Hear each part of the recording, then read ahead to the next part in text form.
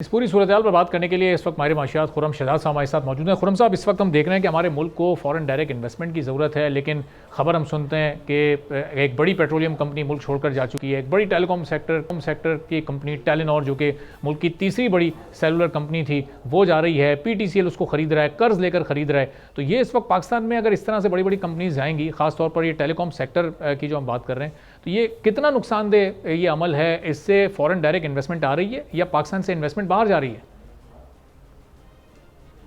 जी बहुत शुक्रिया मुझे लेने के लिए।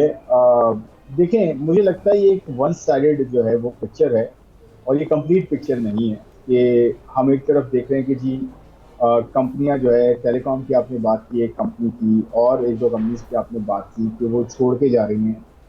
लेकिन इसमें दो एस्पेक्ट्स हैं।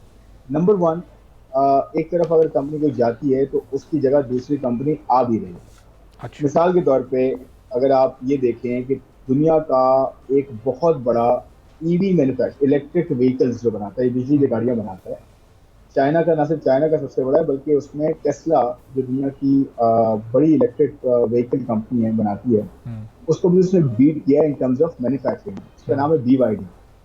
वो आपकी जो सबसे बड़ी पावर कंपनी है, पावर जनरेशन कंपनी है हबको, उसके साथ उसने एक जॉइंट वेंचर किया पाकिस्तान में। और इसकी जो है ना सेरेमनी लास्ट सैटरडे को हुई है। तो इतनी बड़ा इन्वेस्टर आपके पास आ भी तो रहा है ना एक तरफ, तो इसलिए मैं कह रहा हूँ कि वन साइड पिक्चर आप देख रहे हैं। सेकेंडली, आप ये देखें कि गो पेट्रोलियम के नाम से एक यहाँ पे ऑयल मार्केटिंग कंपनी है, उसमें अरामको ने इन्वेस्ट किया है उसके अंदर। तीसरा जो है टोटेल, एक रिटेल पेट्रोलियम कंपनी है, उसमें गनवर ने इन्वेस्ट किया है बाहर, यानी कि इन्वेस्ट किया या उसका स्टेक जो है वो बिका है, तो उसने ले लिया। गनवर आपको LNG भी प्रोवाइड करता है, काफी बड़े स्टेक्स उसके बढ़ते जा रहे हैं। ये भी एक मल्टीनेशनल है। फिर शेल का जो है, शेल ने ये इस जो है कंट्री से निकल रहा है और कंट्री से निकल रहा है, अपनी वो कंसोलिडेट कर रहा है। शेल की मैं बात कर रहा हूँ। उसकी जगह वाफी आया है आपके पास, वो एक बड़ा जो है वो ऑयल जो है वो ट्रेडर है, ऑयल इन्वेस्टर है, वो आपके पास आया है। तो और इसके अलावा आपके यहाँ BYD के अलावा, अरामको के अलावा, अरामको देखिए कितनी बड़ी कंपनी, दुनिया की सबसे बड़ी कंपनी में अरामको का नाम है, सही। वो आपके पास इन्वेस्ट कर रहा है। उसके अलावा एक UN बैक फंड जो है यहाँ पे स्टैब्लिश हो रहा है इस कंट्री में। उसके अलावा एक और EV मैन्युफैक्चरर, इलेक्ट्रिक व्हीकल का मैन्युफैक्चरर आ रहा है इस मुल्क में। फिर उसके अलावा दो बड़ी IT कंपनीज आ रही हैं, यूरोपियन एंड US, वो इस मुल्क ठीक में आ रही हैं। ऑयल एंड गैस कंपनी इस मुल्क में आ रही हैं। उसके अलावा बड़ा प्रोमिनेंट एक माइनिंग सर्विसेज बिजनेस है इंटरनेशनल, वो अपना ऑपरेशन एक्सपैंड कर रहा है पाकिस्तान में। उसके अलावा अबू धाबी पोर्ट ने इन्वेस्ट किया है आपके पास। ठीक है। देखें, एक तरफ अगर हम पिक्चर देखते रहेंगे तो वो तो हमें फिर वो नेगेटिविटी नजर आएगी। हम दूसरे एंड को देखें जो कंप्लीट और खुरम पिक्चर साहब, आपको ये देता है। बड़े ज़ाहिर सारी सेकंड, ये सारी पॉजिटिव मैं एक आपने पॉइंट ये ऐड करूंगा, जी, ये पॉजिटिविटी जो आपने इस वक्त की मैं एक दिखाई पॉइंट है। ऐड करूंगा। जी जी, ऐड तो कर। एक पॉइंट मेरा ये है कि देखें, हमें ये देखने की जरूरत है कि दुनिया भर में मल्टीनेशनल कंपनीज की स्ट्रेटजीज चेंज होती रहती हैं। वो एक रीजन से निकलती हैं, दूसरे रीजन में जाती हैं, या अपने ऑपरेशंस को कंसोलिडेट करती हैं या एक्सपैंड करती हैं। तो वो स्ट्रेटजी भी इंपॉर्टेंट होती है। लाजमी नहीं है कि पाकिस्तान से कोई निकल रहा है तो उसकी सिर्फ पाकिस्तान की वजह से स्ट्रेटजी चेंज होगी, सही। या वो दुबई में कंपनी बना रहा है तो यहाँ से छोड़ के जा रहा है, वो एक्सपैंड भी तो कर सकता है।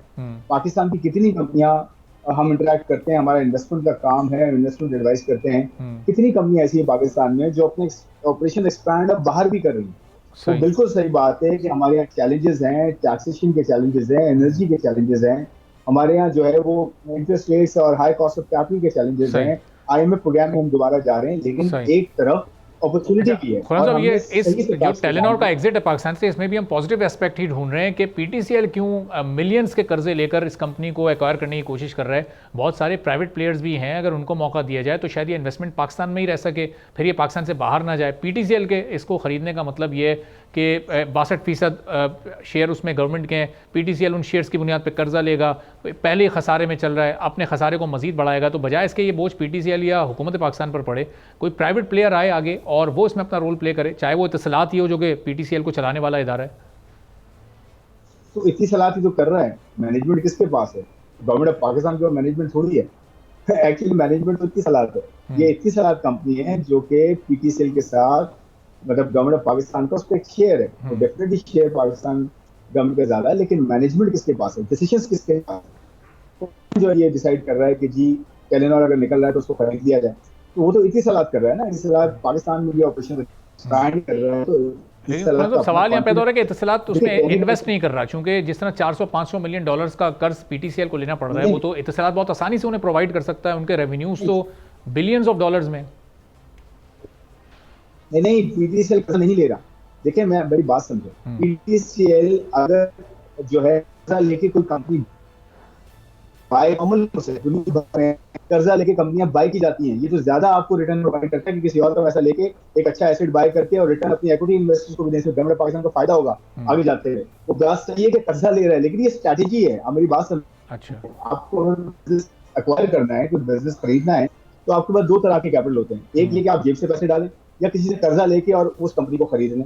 आपको ये कॉन्फिडेंस होगा ना कि ये कंपनी मुझे अच्छा रिटर्न देगी, तो मैं कर्जे इसको खरीदता हूँ और कर्जा भी वापस दूंगा, अपने लिए भी पैसे बनाऊंगा। तो ये तो बिजनेस स्ट्रैटेजी है ना। तो इतनी सलाह तो कर रही है, कौन कर रहा है? कंपनी के ऊपर डेट है। कहने का मतलब ये है कि ये सिर्फ इतनी सलाह की बात नहीं है या टेलीनॉर की बात नहीं है, मैं तो ओवरऑल पिक्चर आपको ये बता रहा हूँ। अपॉर्चुनिटी, चैलेंजेस और एक स्ट्रैटेजी मल्टीनेशनल्स की, ये साथ चलती है। सिर्फ एक तनाजुर में नहीं दिखना चाहिए कि जी ये बस नेगेटिव है और कंपनियां यहाँ से जा रही हैं। और अभी दिनों पहले एक खबर आई कि जी वो मिडिल ईस्ट में बहुत सारी कंपनियां पाकिस्तानी बन गई हैं। अरे बाबा, उसमें ब्रिटिश कंपनियां भी बनी है, चाइनीज भी बनी है, इंडियंस भी बनी है, हमारा सेकंड नंबर है, बात सही है। लेकिन बात यह है कि ये इसको अगर सोचें हम कि जी वहां पे लोग एक्सपैंड कर रहे हैं, कंपनी बना के अपने ग्लोबल ऑपरेशंस जो है वो सेंट्रल ऑफिस कुछ बना रहे हैं, तो वो बिल्कुल दुनिया के कुछ ही हब्स हैं।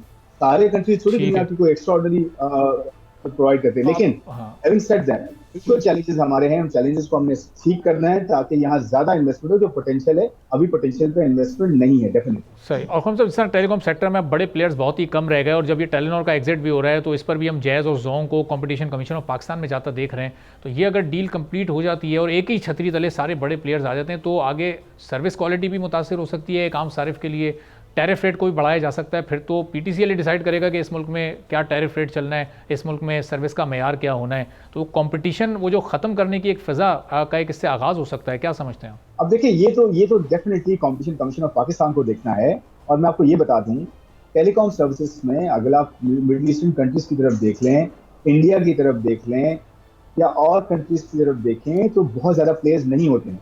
2 प्लेयर्स, 3 प्लेयर्स, 4 प्लेयर्स मैक्सिमम। और कंसोलिडेशन होती है तो डायरेक्टली उसमें कंपटीशन का एक एंगल आता है। बिल्कुल सही कह रहे हैं। बट पॉइंट ये है कि कंपटीशन कमीशन पाकिस्तान को भी देखना है, और ये गवर्नमेंट को एज अ पॉलिसी देखना है कि कंपटीशन को हर सेक्टर में लाया जाए ताकि ओवरऑल इकोनॉमी में बेहतरी हो, ना सिर्फ एक सेक्टर, 2 सेक्टर में, जिसमें कंज्यूमर का फायदा ही कंपटीशन। आप पावर सेक्टर देख लें, उसमें भी गवर्नमेंट का फुटप्रिंट बहुत ज्यादा है। अब और दूसरे सेक्टर्स देखें, गवर्नमेंट का फुटप्रिंट वैसे ही कम करना चाहिए। मैं पीटीसीएल की बात नहीं कर रहा, मैं वैसे कह रहा हूँ कि गवर्नमेंट का फुटप्रिंट कम करना चाहिए, प्राइवेट सेक्टर को आगे आना चाहिए, कंपटीशन अक्रॉस द बोर्ड होना चाहिए, ताकि कंज्यूमर को फायदा, और कंज्यूमर को हमेशा कंपटीशन में फायदा होता है। और ये कंपटीशन कमीशन ऑफ पाकिस्तान को भी इस पर रिजर्वेशंस हैं। जब भी पहले रिव्यू के बाद अब ये रिव्यू का दूसरा मरहला शुरू हुआ है, जिस पर अभी गुज़िश्ता 2 रोज़ पहले जैज़ की एक हेयरिंग भी हुई है, तो उनके भी रिव्यू अपनी जगह पर उनके रिजर्वेशंस मौजूद हैं। अब बस इंतज़ार ये कि देखना है कि फैसला वो क्या करता है, वो किस फरीक के हक में वो अपना डिसीजन देते हैं। जी बिल्कुल। देखिए, मैं वही बात कर रहा हूँ कि हर किसी के जो है कंसर्न्स होते हैं, और अगर राइट कंसर्न्स हैं उनको बिल्कुल हैंडल करना चाहिए। लेकिन मैं फिर वही बात दोहराऊंगा अपनी, कि कंपटीशन पूरी इकोनॉमी में होना चाहिए, हर सेक्टर में होना चाहिए, और इन्वेस्टमेंट भी वहीं आती है जहाँ पे फेयर ट्रीटमेंट होता है, ट्रांसपेरेंसी होती है, और एक लेवल प्लेइंग फील्ड होती है, और आपको एक अच्छा एनवायरनमेंट दिया जाता है। तभी इन्वेस्टमेंट फ्लरिश होती है, और इन्वेस्टमेंट की है प्रोग्रेस के लिए और सपोर्ट के लिए इकोनॉमी में। सब्सक्राइब करें और बेल दबाएं ताकि कोई खबर रह न जाए।